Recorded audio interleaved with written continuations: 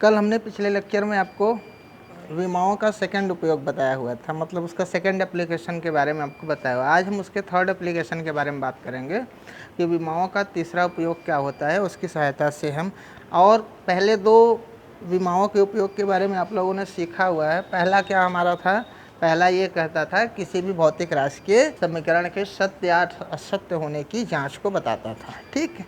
Second वाला हमारे पास में क्या था? सेकंड हमारा ये कहता था कि अगर कोई भी भौतिक राशि है, एक पद्धति से दूसरी पद्धति में मात्रकों का कैसे परिवर्तन किया जाएगा, उसके बारे में ये हमको बताता है, ठीक है। थर्ड वाले में हमको क्या करना है? थर्ड वाला हमारे बीमा ये है, ये कहते हैं हमारा थर्ड उपयोग बीमा का है, थर्ड नंबर है विभिन्न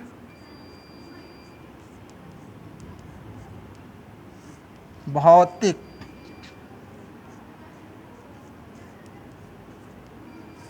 राशियों के बीच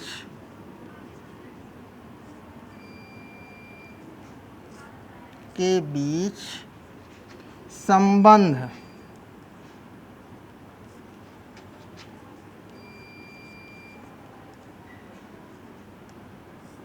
स्थापित करना।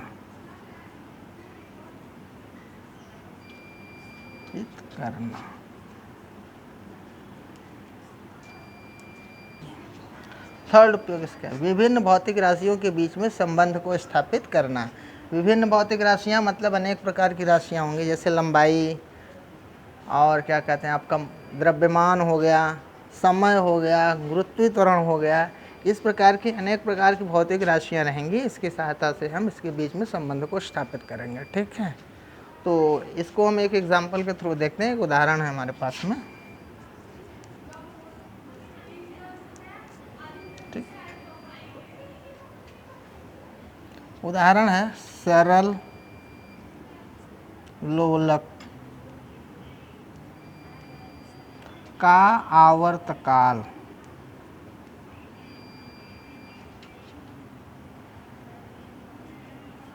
आवर्तकाल ठीक टी। धागे की लंबाई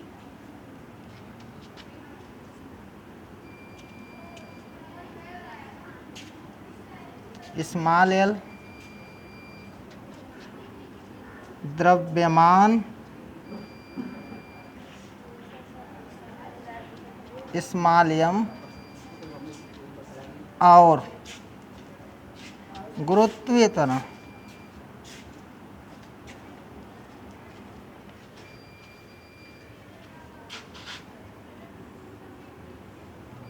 स्मॉल जी पर निर्भर करता है,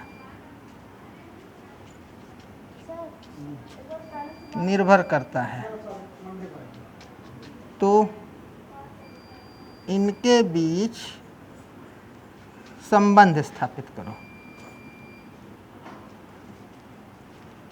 संबंध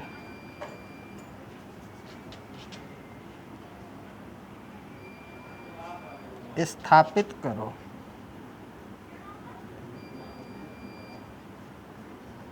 ठीक। अब देखिए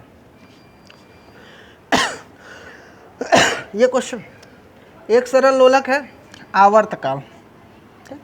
किसके ऊपर डिपेंड करता है? धागे की लंबाई और द्रव्यमान m तथा गुरुत्वीय त्वरण पर निर्भर करता है।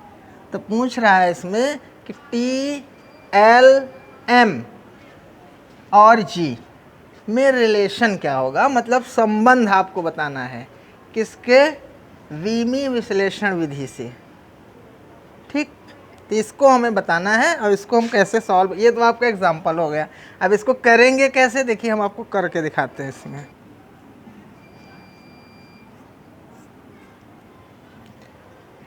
आप ऐसे लिखिए, माना आवर्तकाल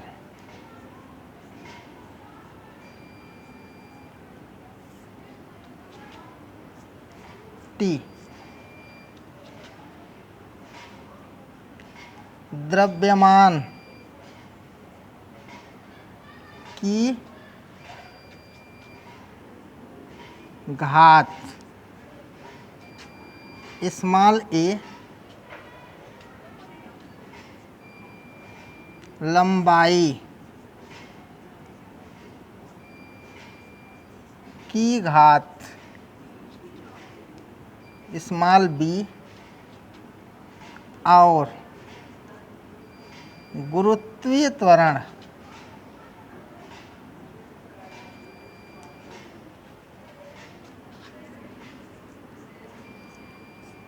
की घात स्मॉल सी पर निर्भर करता है। ठीक, तो इसको अब ऐसे लिख सकते हैं, इसका mathematical form T directly proportional M के पावर में इंटू L के पावर में B इंटू G के पावर में C। ठीक, तो अब इसको जब यहाँ से ये समानुपाती का चिन्ह है, जब इसको हटाते हैं तो एक आता है कांस्टेंट K, M के पावर में L के पावर में B G के पावर में C। ये आपका बन गया क्वेश्चन नंबर 1, वेयर के क्या है, समानुपाती नियतांक।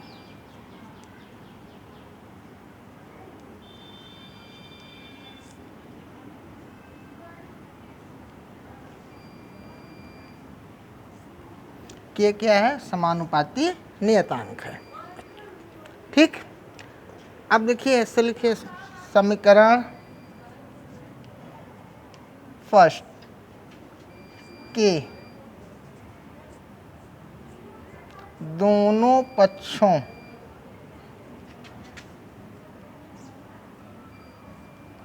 की विमा लेने पर,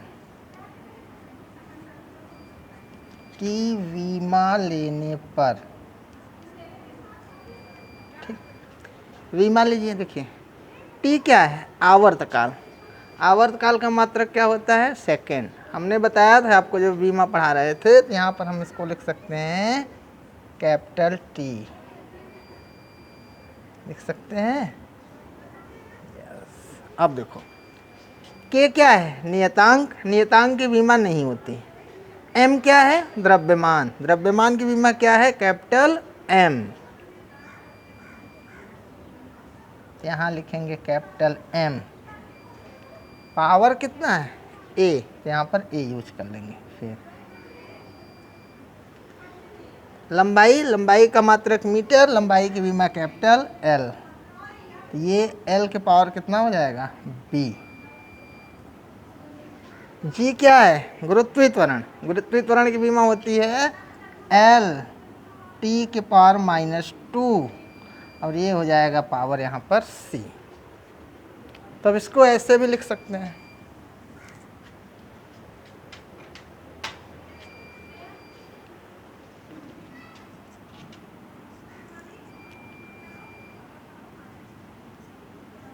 टी इक्वल एम के पावर में ए, एल के पावर में बी, और एल देखो यहाँ पर क्या है, एल के पावर में सी और टी के पावर में -2c। इस तरीके से इसको लिखा जा सकता है। अब देखिए टी एम के पावर में एल 2 है, तो इसकी पावर में आपस में जुड़ जाएगी, तो एल के पावर में b + c और टी के पावर में -2c।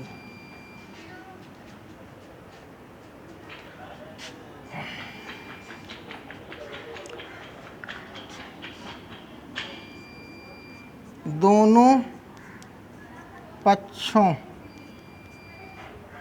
के विमाओं के घातों की तुलना करने पर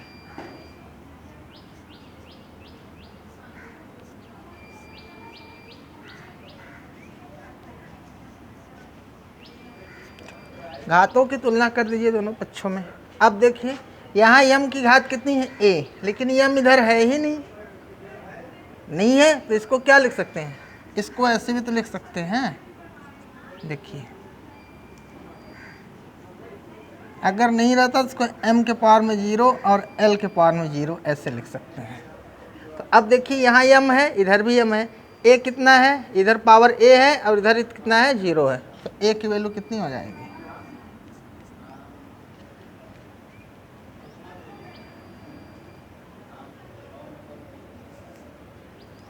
m, हाँ a की वैल्यू कितनी हो गई,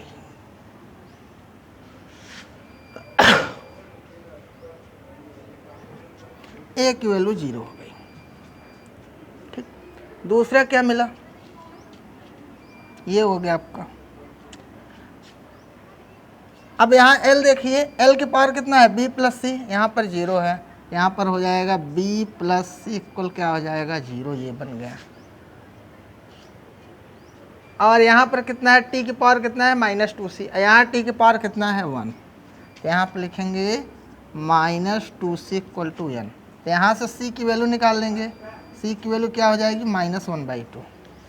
जब c की वैल्यू 1/2 हो जाएगी तो दिस इम्प्लाइज दैट इस वाले क्वेश्चन से b प्लस सी इक्वल क्या है 0, तो वैल्यू रख दो, तो v -1/2 इक्वल 0, तो b इक्वल टू कितनी हो जाएगी +1/2।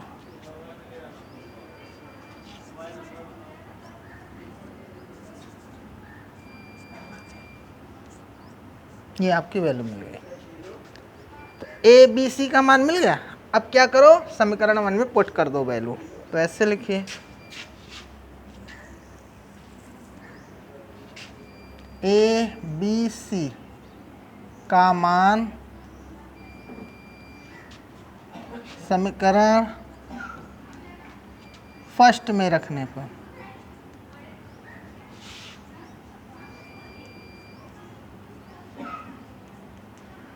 रख दीजिए। समीकरण फर्स्ट में क्या समीकरण फर्स्ट था, t इक्वल के m के पावर में 0, l के पावर में कितना, b की वैल्यू कितनी है 1/2 और gc की वैल्यू कितनी है -1/2। ये हो जाएगा t इक्वल के m के पावर 0 की वैल्यू 1 होती है, l के पावर में 1/2 और ये नीचे आ जाएगा 10 के पावर में, g के पावर में +1/2 हो जाएगा। अब देखो इसका मतलब क्या होता है, अगर किसी भी संख्या के ऊपर पावर लगा हुआ है 1/2 तो उसका मतलब होता है ये रूट में रहेगा, तो √l में √g। तो t इक्वल क्या मिलेगा, k √l/g। तो t इक्वल क्या हो जाएगा,